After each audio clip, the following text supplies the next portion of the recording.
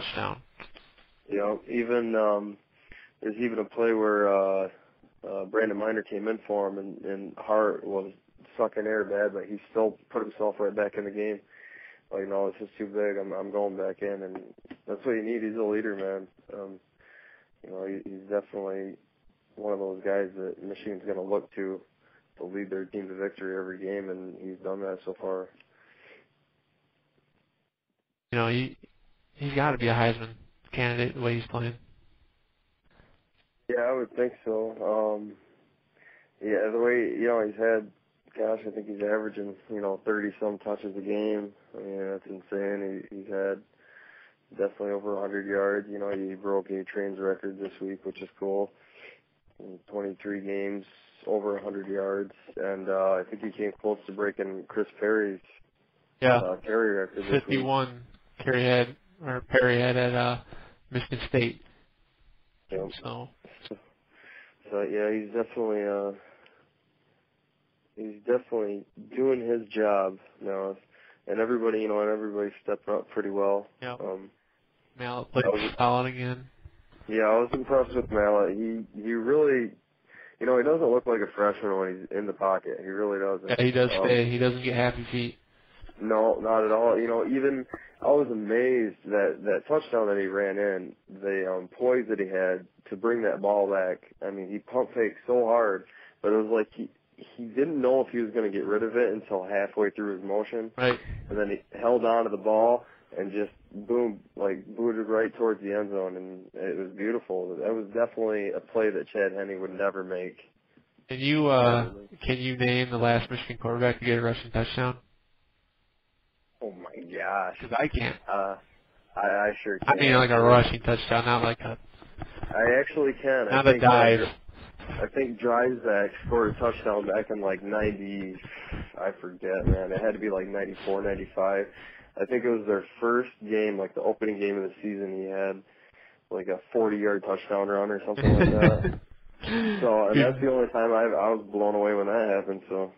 The only time I've ever seen anything like that happen with a Michigan quarterback. But yeah, he's and he also late in the game when they needed a big first down, he had a nice scramble, scrambled around the pocket for a little bit and found I believe it was Matthews. He found, and it was a huge play, and he kept the play alive. And I know that play right there, that Chad Henne, probably would have been thrown out of bounds. Probably would have threw the ball away. Yeah, he and that's something he'll learn too more of. Not to hold the ball so long, but he does make plays with his feet, and that's pretty rare for a Michigan quarterback, especially for his height and size. He's a big boy, so to see him scrambling around like that, you get a little nervous. But now that we've seen him do it a couple weeks in a row, it's kind of becoming accustomed to Michigan fans, and hopefully it stays that way. Hopefully the coaches don't, get him too nervous or, trying to tell him that he can't do that or do it their way. But I think he does great with his feet. One time he missed Adrian Arrington in the end zone. It would have been for sure a touchdown. Mm-hmm. And that was pretty much the only time I saw him make a big mistake. That and the interception, of course, where he tried to force it in there. Yeah. For third downs, he was 10 for 12 completions. So, me and you were talking about it, that, we're still a bit nervous when it's third down and we need a big first down from, we don't have the confidence like a Chad Henne or anything, but, that nervousness is wearing away and we're starting to feel a little bit more comfortable with him. I mean, 10 for 12, that's damn good for third down. Yeah, that's going to keep the ball moving. Yeah, definitely. So that's something Michigan typically has had problems with in the past, though. And usually when it's third down, you got Mike Hart running the first two downs. It's going to be like a 3rd and 4, 3rd and 3. I mean, short yardage situation. And Michigan's receivers are usually, big enough that you throw it up there and they're going to go get it. The short yardage play. Yeah, Adrian Arrington's still playing great. I have him right now as probably our best receiver. Mario Manningham did show up, played well, and he stayed in bounds this time. Wasn't dogging it, and that's good. I think he's down They were talking about that during the game, that Mike Hart had to give him a little pep talk. I don't know. He's just, last year he came out with a bang, long bombs one after another. I don't know if he's just sort of down that it's not happening this year for him or what, but hopefully this game is a step in the right direction to get him going again, because Adrian's stepping up huge, and so is Matthews. He's playing good as well. And so. I think the deep ball is just not there right now with Mallet. I don't think the coaching staff's going to have him throw it too far down the field quite yet. No, they didn't play it one. They didn't do that one time in that game. So. And they usually do run that play a couple times in a game. Usually when they've got good field position and it's like 1st and 10 or something. But they haven't been throwing it down the field. But one thing that Mario is doing that I'm not too crazy about, when he gets the ball, he dances like crazy. I mean, You're right. He does. He's trying to cut every which way. He just can't do it. Like, just go forward, man. I know you're not a power wide receiver, a big guy, but just go forward as soon as you get the ball. Cut upfield at least.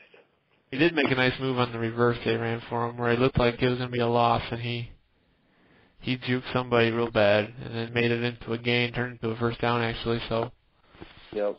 Yeah, I think he does dance a little too much. I think if he wants to make his move, he needs to make it and go. But I think maybe he thinks he's a little bit better than he is with his feet. But he's a quick guy, but I don't think he, like, cutting wise and foot speed, I don't think he's quite there yet. But he had a great second half. I mean, he finally showed up like he wanted to be a leader. Yeah. Yeah, it's something he's lacked as of late. There was one bonehead play in the game I thought was absolutely stupid. Was when we lined up Hemingway, the true freshman, at quarterback in number 21, and he ran backwards. Well, they said Hemingway was out there, and I didn't even know who the hell that was when they ran that play. And I believe they threw Mallet out and. Not on the slot, but on the wide side of the field. Did, yeah. And, I was wondering what they were doing, like, especially with Hemingway back there. I could see, like, running that with Hart back there. They ran it with Steve Bresson a few times. Yeah, even him. They did that, but he ran the wrong way. The thing is, you were driving at that time. We're pounding the ball down the field. We're moving the ball. And you come out with that bonehead play. But a true freshman, that obviously wasn't. I don't think he was ready for it. No, I don't know, if Michigan didn't throw a bonehead play in there every once in a while, it wouldn't be Michigan football, I guess. True. We've always got to screw up at least one drive per game. Gotta give them that. Our next topic here is some people have called for a quarterback controversy.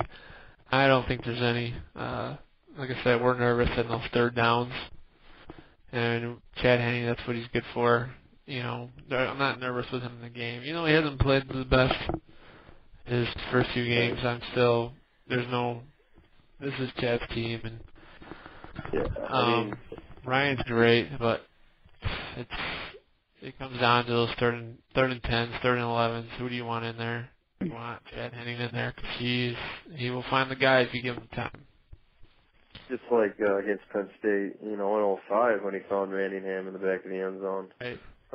That's what we expect. That's we look to Henne to make plays like that, and nobody's looking at Mallet to make plays like that yet. They're just looking at him to entertain him. Get good field position. Like, don't throw it away. Keep handing the ball off, and if it's a third and whatever, getting a first down, but not having to rely on the game on his arm. And Henne, you can do that, because if Hart gets shut down, which nobody's done that to him all year, and they probably won't, but if Hart gets shut down, then you have a Chad Henne that can swing it back in the pocket all day long. Yeah, that and Chad Henne's a proven quarterback. You know what? No, for the crowd to call out Mallet and for everybody to call this quarterback controversy is very, very Michigan. A lot of Michigan fans are with you, and that when you're new face